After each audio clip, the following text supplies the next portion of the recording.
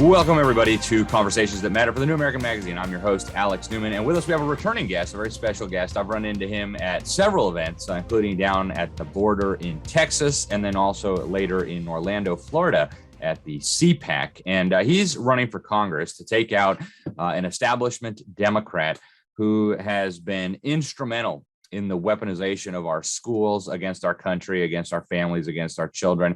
His name is Terry Namkung. He is running in Virginia in the 3rd District up there. Terry, thank you so much for joining us. You've got a doctorate in business. You're an Air Force veteran. You spent 21 years in the Air Force. You've worked at the Pentagon.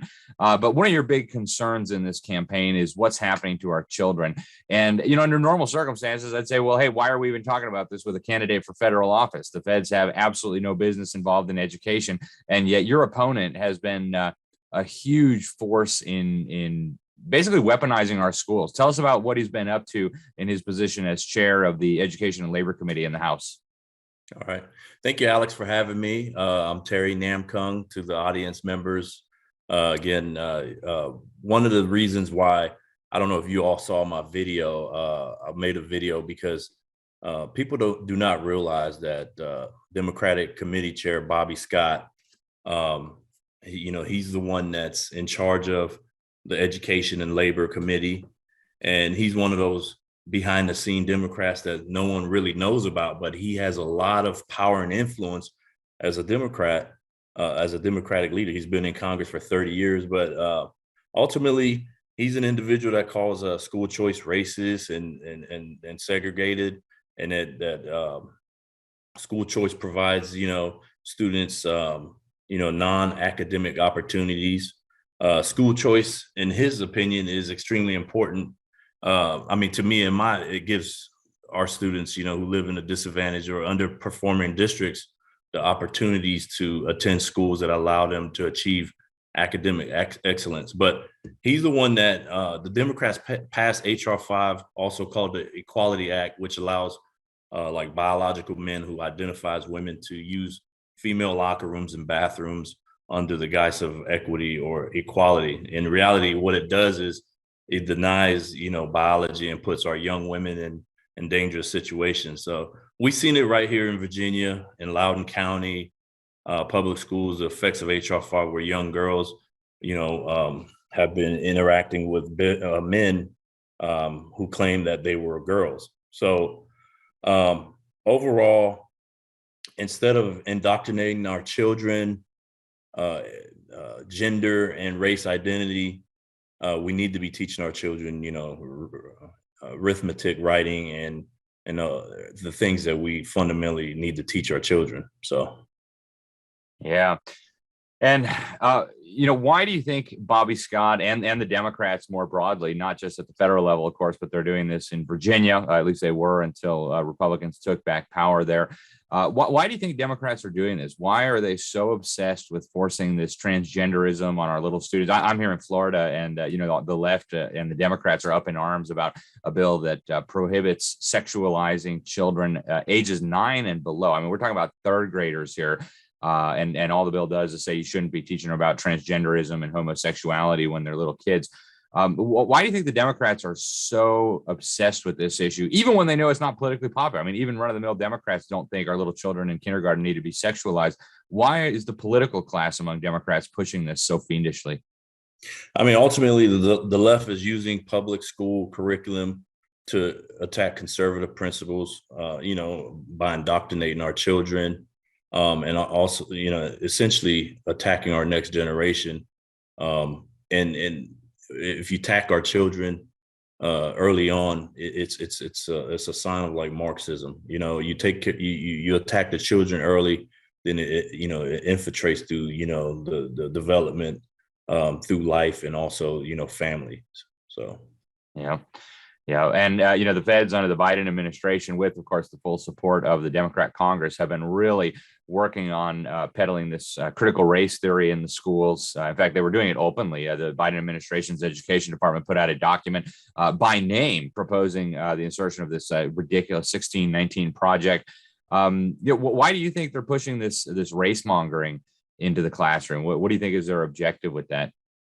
Well, I think, ultimately what it does is it gives the Democrats an opportunity, you know, to, say conservatives are racist, using reverse racism in the school districts, et cetera. So a guy like me that is a Black conservative Republican, I know CRT is not something that's conducive to unity. So you can't call me racist because I'm not a racist, and I'm not saying anyone else is, but you can't use the attack ideology any longer, and that's why there's a lot of Black conservatives that are stepping up, making sure that fundamentally we are sound with the commandments and also the Constitution.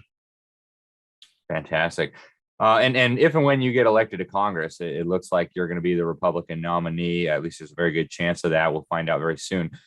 But if you get elected to Congress, and assuming there's a Republican majority, it looks very much now, if they don't steal the election, at least if they don't cheat, it looks like there's going to be a pretty significant shift toward Republican control of the Congress. What would you like to see happen in terms of legislation dealing with this, reversing some of this? What do you see the role of Republican lawmakers in Congress as going forward here?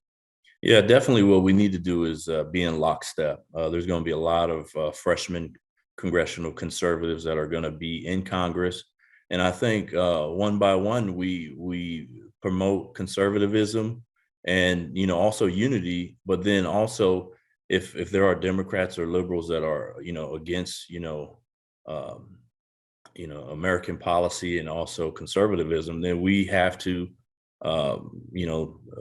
assist the people to vote them out one by one, and that's what it'll take. And we'll block any policy that's not for America and also conservative values, and that's what we're going to do. So we have a lot of individuals out there right now that are going to flip the seats from blue to red, and we're going to be the anti-squad for the conservative movement. So nice.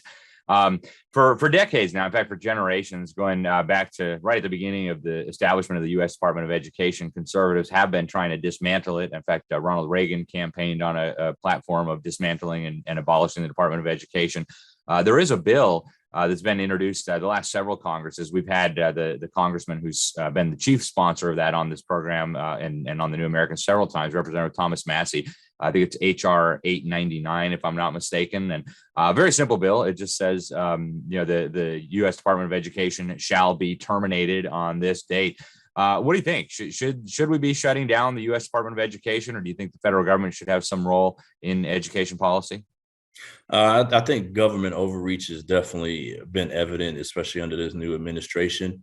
And I think the Department of Education should be dismantled, and then the rights should go towards the states. So I totally agree with it. Fantastic. Terry, in the last couple of minutes we have left, what are some other issues that you're really going to be fighting on? We spent a lot of time today talking about education. The last time we saw you were at the border in Texas. You talked about what was going on with the illegal immigration. They were making a mess on military bases, bringing in the transgenderism and emptying out the barracks so they could house illegal immigrants. I guess future Democrat voters, they hope. What are some of the other policies you want to focus on in your first term in Congress? Yeah, one of the policies that I definitely want to help out is the military members that are getting kicked out of service for vaccine mandates. They're getting denied religious exemptions. So that's an area that I want to definitely assist on, and also veteran communities. Right, there are a lot of veterans out there that are not being helped by the Veterans Administration. One of the first things I want to do is gather qualitative data among veterans, especially in the VA administration, VA hospitals, et cetera, and ask them, hey, what do you need from a member like myself and others? And, and we're going to basically, remove and reboot the entire VA system if possible. And then in this area, in the 3rd district, there's a lot of crime. There's a lot of poverty. We want to make sure that we appropriate funding to this, to our district, and make sure that the funding is going to the correct places and allocated correctly. So economics, helping out the VA, and then also religious freedom is one of the areas that I definitely want to be a catalyst for. Yep. So. Very good. And Terry, what's the best place to find you? Yes. Thank you so much, Alex. Well, you could visit my website at namkungforvirginia.com, NAMKUNG for Virginia.com. And you will see my video there speaking about this, about HR 5 and also the gender and race identity crisis that's going on here in Virginia.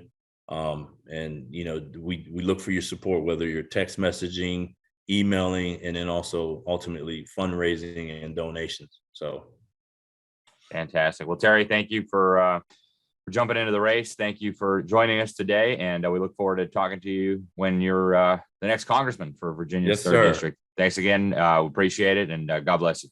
God bless you. Thank you. All right.